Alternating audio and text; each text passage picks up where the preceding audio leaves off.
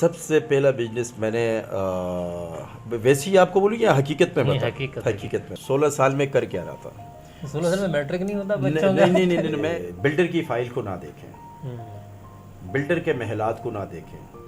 Builder سے جب چیز لیں تو اس کو بولے سر لوگوں کے پاؤں پہ جوتے بھی نہیں تھے، لوگوں کے کوئی قمیصیں بھی نہیں پہنی، تو اس کے اندر 1 بجے کی فلائٹ سے میں ایبٹ آباد مانسیرا گیا تھا. اچھا، یہ 2006-7 جلدی یہ فرض نہیں. ہاں، لو میرج تھی؟ نہیں ارینج میرج. لینڈ کا کام بہت کیا ہے کہ آپ کو 20 ایکڑ دے دی، اس کو 50 ایکڑ دے دی، اس کو 30 ایکڑ، اچھے پیمانے پہ. ہاں. السلام علیکم پاکستان. ایسے جی آج ہم بیٹھے ہوئے ہیں باشانی شاہ صاحب کے پاس، اور یہ ایک ایسا نام ہے جس نے شروع سے ہی بہت زیادہ محنت ریئل اسٹیٹ کے بزنس میں تھے، اور پراپرٹی کے بزنس کے اندر انہوں نے کافی زیادہ اپنی خدمات پیش کی، اور پراپرٹی کی جو فیلڈ ہے، یہ جو پراپرٹی ٹائکون ہے، ان کے اندر ان کا نام آنے لگا. اور اس کے بعد انہیں شوق ہوا کہ نہیں یار اب ملک کی ہمیں خدمت بھی کرنی ہے، سیاست میں بھی ہمیں آنا چاہیے، اور پھر انہوں نے سیاست بھی جوائن کی. وعلیکم السلام. ویلکم اپنا سمت بھائی. کیسے ہیں باشانی بھائی؟ خیریت سے ہیں؟ بالکل. تبھی آپ کسی سیاسی پارٹی میں وابستہ ہیں؟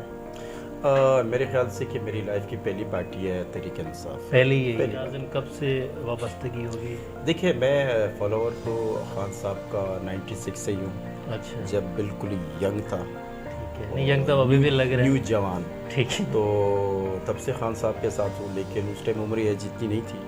اور پھر میں نے 2010-11 سے پراپر پارٹی کو ٹائم دینے لگا، اور پارٹی کی ایک ذمہ داری میرے پہ آئی ہوئی ہے. اس دن سے لے کے آج تک خان صاحب سارے کیریئر کی like I am talking about وہ جو آپ کا بزنس کیریئر ہے.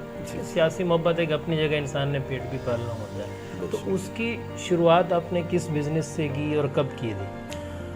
سمجھ میں تو جب سے میں نے ہوش سنبھالی تو میں نے بزنس بہت چھوٹی عمر سے سٹارٹ کیا. جب میں یہ آپ کو پتہ چلے گا، آپ بولیں گے کہ اس عمر کا تو بچہ جو ہے اس کو مطلب اتنی مطلب بزنس کی اسپیلنگ بھی نہیں آتی. بزنس کی اسپیلنگ تو دور کی بات ہے کہ یار بچہ سوچ نہیں سکتا. ٹھیک ہے. یہ قدرت کی طرف سے ایک گفٹ. پہلا بزنس کس چیز کا شروع کیا تھا آپ نے؟ سب سے پہلا بزنس میں نے ویسے ہی آپ کو بولوں یا حقیقت میں بتا؟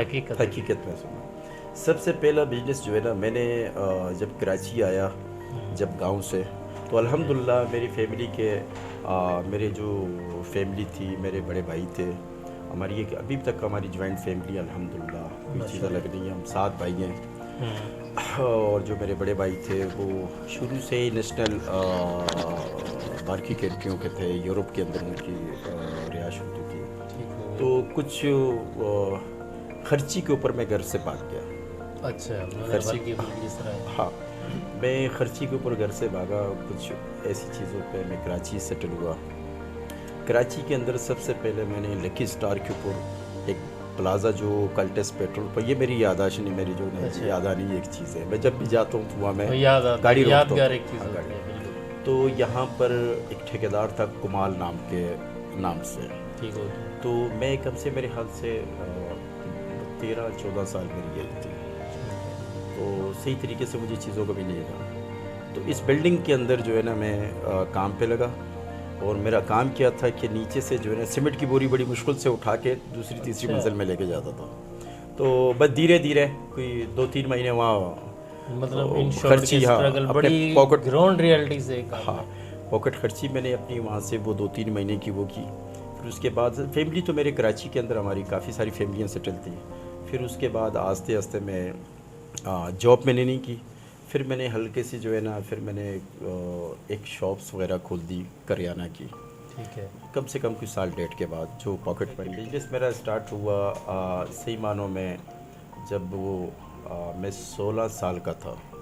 تو میں پھر پیٹرول پمپ کی لائن میں تھا. 16 سال میں پیٹرول پمپ کی لائن میں آ چکے تھے؟ اب سنیں 16 سال میں کر کیا رہا تھا. 16 سال میں میٹرک نہیں ہوتا بچوں کا؟ نہیں میں نے 7 کلاس میں جو ہے نا نکل گیا تھا. ایک جنرلی بات. اس کے بعد پھر میں تعلیم کے اوپر بات ہوئی. پھر میں نے تعلیم کیسے حاصل کی؟ ٹھیک ہے. تو 16 سال کی ایج میں پیٹرول پمپ کے اندر ایز اے مینیجر اور ایز اے کیشیئر بھی تھا، اور ایز اے سیل مین بھی تھا. ٹھیک ہو گیا. تو میرے ایک بڑے اچھے سے پیٹرول پمپ کے مالک تھے. انہوں نے جب میری پھرتی دیکھی تو اس نے بولا یار آپ یہ دوسری چیزیں چھوڑو، آپ جو ہے نا صرف جو ہے یہ سیل مینی کے اوپر کام کریں. تو میں یہ پشتو بھی مجھے آتی تھی، ہندکو بھی آتی تھی، پنجابی بھی آتی تھی، اور ہلکی بلکی 2-3 زبانیں اور بھی بیچ میں وہ کر لیتا تھا. تو میں ایک دن جب وہ میرا تھوڑا ٹائم گزرا پیٹرول پمپ پہ تو اس پیٹرول پمپ کی سیل بہت کم ہوتی تھی.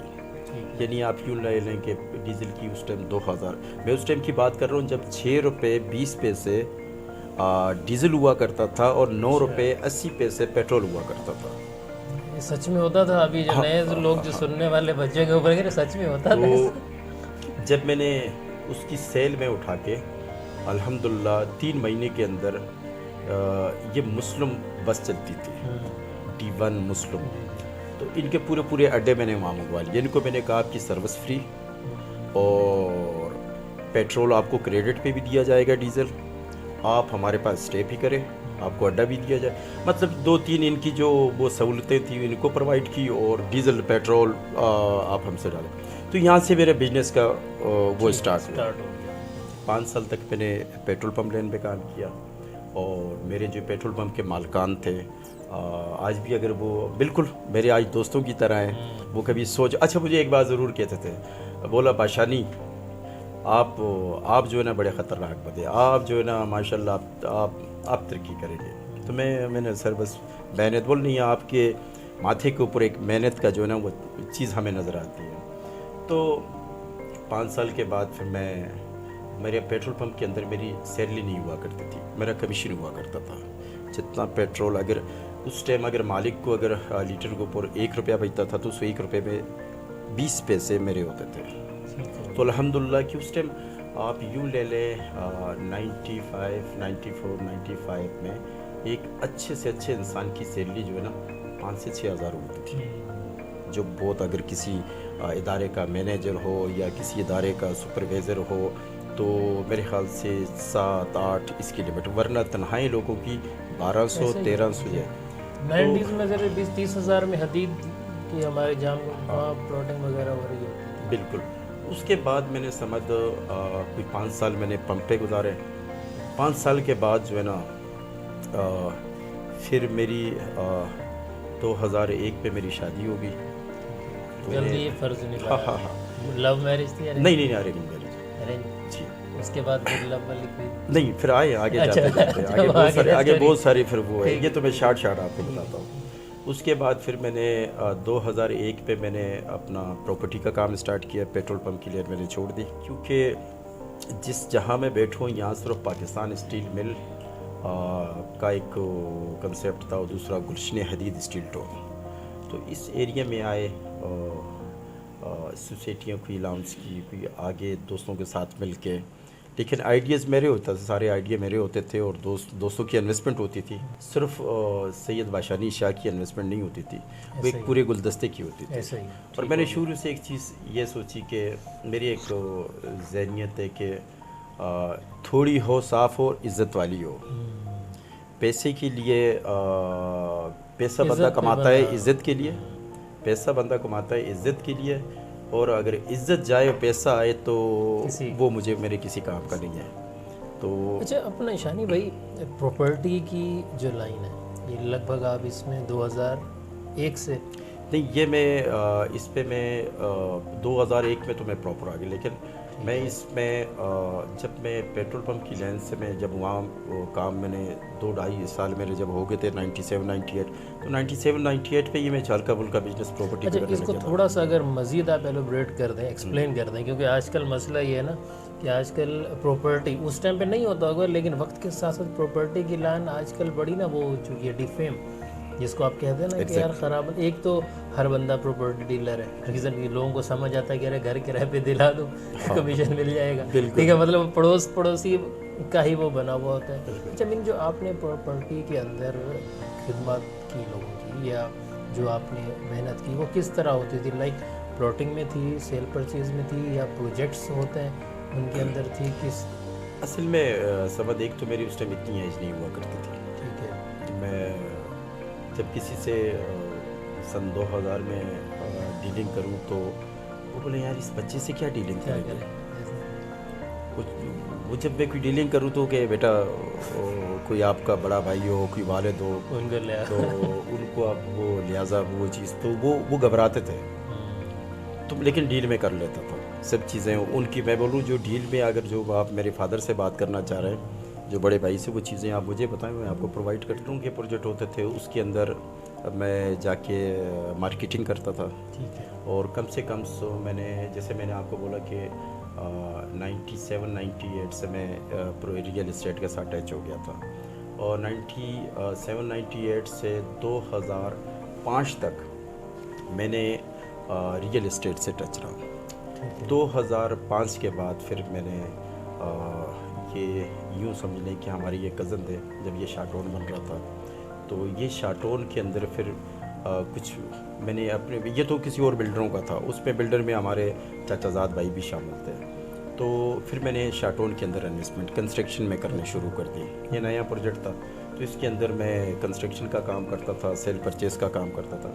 उसके बाद धीरे धीरे फिर मैंने आस्ते आस्ते छोड़ के जब से होश संभाले बैठे नहीं। नहीं, फिर मैं लैंड का काम ज़्यादा किया है। मैंने प्रोजेक्ट से ज़्यादा, प्रोजेक्ट तो मैंने इतने नहीं किए, लेकिन प्रोजेक्ट से ज़्यादा का काम बहुत किया है कि आपको 20 एकड़ दे दी, उसको 50 एकड़ दे दी, उसको 30 एकड़, उसमें कोई ऐसी लोकेशन वाली चीज़ आ गई तो उसमें खुद सैंपल बनाने शुरू कर दिया। तो ज़्यादा तो इस तरीके से मैंने उसको किया। अच्छा, प्रॉपर्टी के काम में लोगों को मुश्किलात आती हैं या आसान है? बहुत क्योंकि इसमें तो कहते हैं भाई थोड़ा काम जो है ये हर हिसाब से टफ है। मतलब मोस्टली कब्ज़ों की टेंशन होती है। फॉर एक तो प्रॉपर्टी का बिजनेस, अब अगर इस टाइम पे जो यंगस्टर्स हैं for example as a business, भले वो किसी भी पार्टी के कोई भी लोग हैं, और वो अगर करना चाहते हैं, वो भी मेहनत करना चाहते हैं, काम करना चाहते हैं, तो वो किन चीज़ों का ख्याल करते हुए जो है ना बिज़नेस को अपने चूज़ करें? देखिए, सबसे पहले बात ये कि मैं यहाँ का जो कंसेप्ट सबसे ज़्यादा ये बना हुआ है कि लोग अक्सर बहुत सादापन से वो काम कर लेते हैं, बहुत सादापन से, ये लोगों को पता नहीं। अक्सर मैंने ये देखा जो विलेज से लोग उठ के आते हैं, जो पठान अक्सर इसमें ज़्यादा मुतासर होते हैं, उसमें मेन चीज़ ये होती है कि आजकल हर जगह सोसाइटियाँ बनी हुई हैं, चाहे वो गवर्नमेंट की लैंड हो, चाहे वो अपनी हो। अब उन लोगों को क्या पता होता है कि ये कौन सी लैंड है, वो तो मारे जाते हैं। ऐसा ही है। अब जब तक ठग मार्केट में हैं तो फिर अल्लाह माफ़ करे। तो मेरा सबसे पहले जो भी प्रॉपर्टी के अंदर इन्वेस्टमेंट के हवाले से और दूसरे हवाले से, वो अपने लोगों के पास घर नहीं होते, लोग अपने घर बनाना चाहते हैं, और ऐसे भी लोगों को समझ मौजूद है कि एक पिछले यूँ समझ लो, जो मैं एक डीलर हूँ, तो मुझे मेरी चीज़ें मेरे सामने आती हैं। यहाँ तक कि लोग जो बिजनेस करते हैं वो पहले बच्चियों को जेज़ देते थे, आजकल एक ट्रैक बना हुआ है कि लोग बच्चियों को जेज़ नहीं देते, कि इनको प्लॉट दे रहे हैं। सही, ये हमने आंखों देखे भी हैं इस तरह के मामले। तो उनके लिए मेरा एक ही पैगाम है, जब भी आप किसी सोसाइटी में प्लॉट लें, और प्लीज़ मेहरबानी ये करें कि बिल्डर की फ़ाइल को ना देखें, बिल्डर के महलात को ना देखें। बिल्डर से जब चीज़ लें तो उसको बोले सर ये फ़ाइल तो आपकी है, ये तो 10 रुपये में बन जाती है, आप अपनी लैंड की जो आपके नाम के ऊपर जिस सोसाइटी के डॉक्यूमेंट्स हो, वो डॉक्यूमेंट्स हमें दें, और करीब जो उसका रेवेन्यू इदारा लगता है जाके उससे चेक करवाए, उनके कि ये लैंड इनके नाम पे है नहीं। आजकल नेट का दौर है, अगर आप चेक भी नहीं करवाएं, नेट पे मारें, तो वो चीज़ें पूरा उसका टाइटल आपके सामने आ जाएगा। तो मैं तो ये काइंडली यही कहता हूँ, क्योंकि बहुत सारे एक्सीडेंट हो चुके, फिर तो नहीं चाहेगा कि यार मेरी बिल्डिंग गिरे, छोटी सी गलती को। मैं चाह रहा हूँ कि बिज़नेस में, वो कोई भी बिज़नेस हो या ज़िंदगी में, ठीक है, क्योंकि इस टाइम आप अल्हम्दुलिल्लाह माशाल्लाह बड़ी कामयाबी से अपनी ज़िंदगी का एक होता है ना 50% बंदा एक स्टेज पे खड़ा होकर कह सकता है कि नहीं मैं कामयाब हूँ। तो अल्हम्दुलिल्लाह आप वो जुमला कह सकते हैं, लोग भी देख रहे हैं। तो कामयाब होने के लिए ज़िंदगी में किसी भी फील्ड में इंसान, किस्मत ज़्यादा ज़रूरी है या मेहनत? देखिए, मैं ये कहूँगा समझ, अगर कोई कामयाब शख्स बिजनेस करे तो मैं ज़्यादा वो नहीं कहूँगा, मैं इतनी ही बात कहूँगा कि अपने जब तक अपने ज़िंदगी के आपने उसूल नहीं बनाए, अपना एक नज़रिया नहीं बनाया, और अपने नज़रिए पे चलना आपने नहीं शुरू किया, अपने उसूलों से आपने कंप्रोमाइज़ करना शुरू किया, चाहे वो बिजनेस हो चाहे वो घर हो, कुछ भी, तो वो आप लाइफ में कभी कामयाब नहीं हो सकते। कोई भी काम करे ज़िंदगी में तो आपकी फर्स्ट जो आपका एक्शन होगा उसको देखा जाएगा, सेकंड में आप उससे कंप्रोमाइज़ भी कर सकते हो, कुछ भी कर सकते हो। अच्छा शानी भाई, दूसरी चीज़, आप आए, लोग सुन रहे हैं कि यार बड़े वो ग्राउंड से आपने मेहनत करते हुए इस लेवल तक है, जब आप खुद थोड़ा सक्सेस हो गए, अच्छे पैमाने पे किसी भी तरीके से हो गए, तो इस सारे दौर में अभी या कुछ टाइम पहले आपने ऐसे लोगों के लिए कोई फलाही काम करना शुरू किया? अल्हम्दुलिल्लाह मैंने ये भी एक कुदरत का है, मैं नहीं कहूँगा कि इसका है, ये भी जहन के अंदर कुदरत डालती है नेचर। हाँ, हमारी शाह वेलफेयर ट्रस्ट है जो 2008 से रजिस्टर है, और अल्हम्दुलिल्लाह जब भी पूरे पाकिस्तान लेवल में जब भी हमारा ये ज़लज़ला जब 2007 में आया था 6-7 में, तो इसमें भी बड़ा हिस्सा लिया था, और मैं खुद बेसर मैं यहाँ तक आपको कह सकता हूँ कि सुबह अगर 8:45 मुझे आज भी याद है जब ज़लज़ला आया था, तो जम्बू जट सबसे पहला जहाज़ लगा हुआ था PIA का, लोगों के पाँव पे जूते भी नहीं थे, लोगों के कोई कमीज़ें भी नहीं पहनी, तो उसके अंदर 1 बजे की फ़्लाइट से मैं एबटाबाद मानसरा गया था। अच्छा, ये 2006-7 की बात है। 6-7 में। हाँ। अच्छा, माशाल्लाह। तो जब हम वहाँ पहुँचे तो ज़मीन की ये कंडीशन होती थी, और मैं ब्लैकआउट पहुँच गया।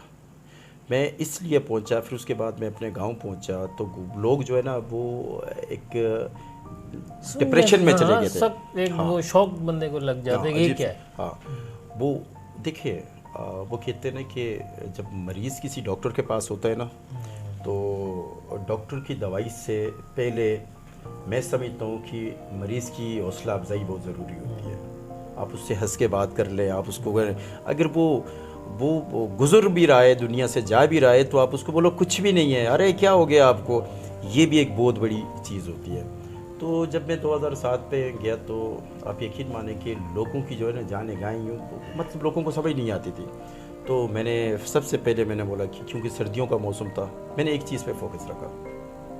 मैंने कहा ये लोगों को गर्म कपड़े, इनके टेंट वगैरह, अल्हम्दुलिल्लाह जो तौफीक मेरी वेलफेयर की थी हमने वहाँ किया, अब उसको मैं बताना नहीं चाह रहा हूँ। ठीक है, अल्लाह कबूल करे। तो अब जैसे आपने देखा कि सिंध के अंदर वो भी अल्हम्दुलिल्लाह जो तौफीक हो सकती, करंट जो चल रहा है, ये मुझे वो ज़लज़ले से भी बहुत ख़तरनाक, और मैं समझता हूँ कि इन चीज़ों पे हमें सियासत या सियासी बात नहीं करना चाहिए, लेकिन मैं हकीकत में कहता हूँ, मैं तमाम पाकिस्तानियों से ये बात कहूँगा कि इस टाइम गवर्नमेंट के साथ भी ताउन करें।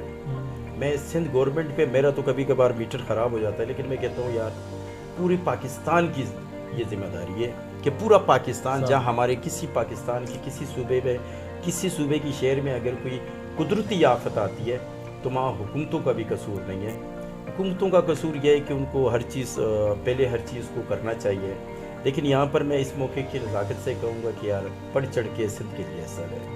सिंध ये एक ऐसा शहर है कि यहाँ से पूरा पाकिस्तान का रेवेन्यू जनरेट होता है, और सिंधी बड़े प्यारे लोग हैं यार। सिंधी और सिंध ये वो धरती है कि इस हर पाकिस्तानी को अपने कलेजे से लगा के रखा है। तो मैं तो ये कहूँगा, मेरा ये मैसेज है छोटा सा समाज भाई। नहीं, बड़ा बेहतरीन आपका मैसेज है, मुझे उम्मीद है लोग इसको पसंद भी करेंगे और इस पर अमल भी करेंगे।